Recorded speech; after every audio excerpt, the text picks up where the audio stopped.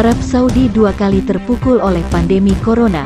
Pertama, mengatasi jatuhnya harga minyak. Di sisi lain, ulama reaksioner mengancam untuk kembali menguat. Arab Saudi bergulat dengan krisis corona dalam dua cara. Pada pertengahan April, kerajaan tersebut bersama dengan negara-negara anggota OPEC dan kartel produksi minyak lainnya, menyetujui pengurangan drastis produksi minyak.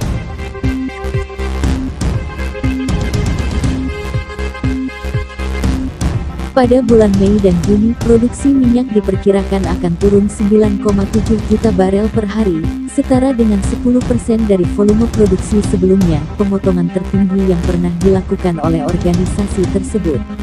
Namun demikian, negara-negara OPEC mengalami kesulitan dalam menjual minyak. Di tengah krisis corona, konsumsi global anjlok sebanyak 30%. Banyak negara mengeluhkan tidak lagi memiliki kapasitas penyimpanan menyusul rendahnya permintaan atas bahan bakar. Kebijakan karantina yang diterapkan di seluruh penjuru dunia tidak hanya melumpuhkan mobilitas manusia, tetapi juga sentra-sentra produksi yang selama ini menjadi pelanggan terbesar minyak bumi.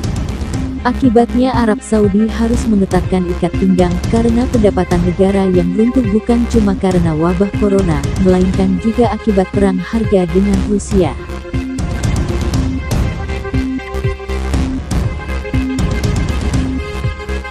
Jumlah infeksi yang meningkat dengan cepat. Krisis harga minyak terjadi saat monarki di Riyadh juga menghadapi peningkatan jumlah kasus infeksi.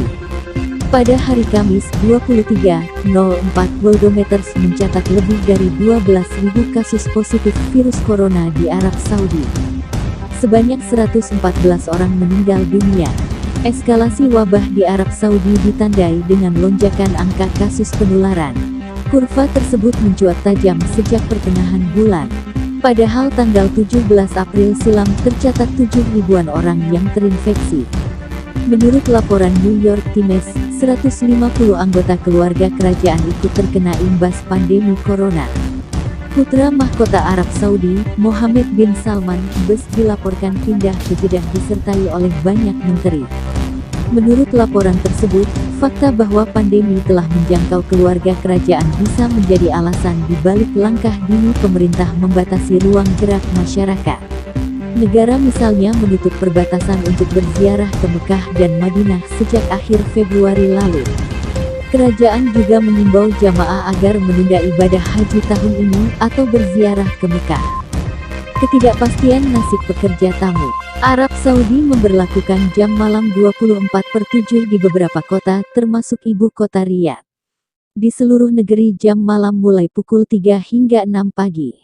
Perjalanan antar provinsi dan kota tidak diizinkan di seluruh negeri. Meski demikian, penyebaran virus corona tetap tidak terbendung. Hingga 9 juta pekerja tamu yang tinggal berdesakan di pemukiman sempit dan berpenduduk padat dianggap sebagai sumber infeksi yang berbahaya. Beberapa perusahaan Saudi tidak lagi mempekerjakan mereka dan berhenti membayar upah buruh. Nasib mereka tidak bisa dipastikan. Kondisi buruh asing di negara-negara Teluk lainnya tidak jauh berbeda. Menurut Organisasi Perburuhan Internasional ILO, sekitar 35 juta pekerja migran tinggal di negara-negara Dewan Kerjasama Teluk (GCC). Reformasi dalam bahaya. Virus corona juga membayangi kebijakan politik dan budaya yang dikendalikan oleh putra mahkota Saudi. Bagi para ulama Wahabi, pandemi berarti meningkatnya kesadaran publik terhadap otoritas keagamaan. Selama ini pengaruh keluarga Al-Sheikh yang menguasai urusan keagamaan bergantung pada perjanjian kuno yang dibuat dengan keluarga Al-Saud.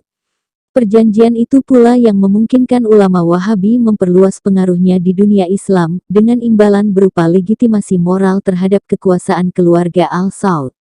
Antropolog agama Madawi Al-Rashid, yang mengajar di London School of Economics, menggambarkan bagaimana pengaruh kaum Wahabi terhadap kehidupan publik pada paruh kedua abad ke-20 saja. Otoritas agama di Saudi sudah mengeluarkan lebih dari 30.000 fatwa. Di dalamnya, mereka mengambil sikap terhadap semua persoalan fik dalam kehidupan sehari-hari. Dalam bukunya Contesting the Saudi State, Al-Rashid menggambarkan derasnya kemunculan fatwa baru yang seakan tidak ada habisnya itu sebagai upaya menyihir dunia demi menyita perhatian orang sepenuhnya pada agama.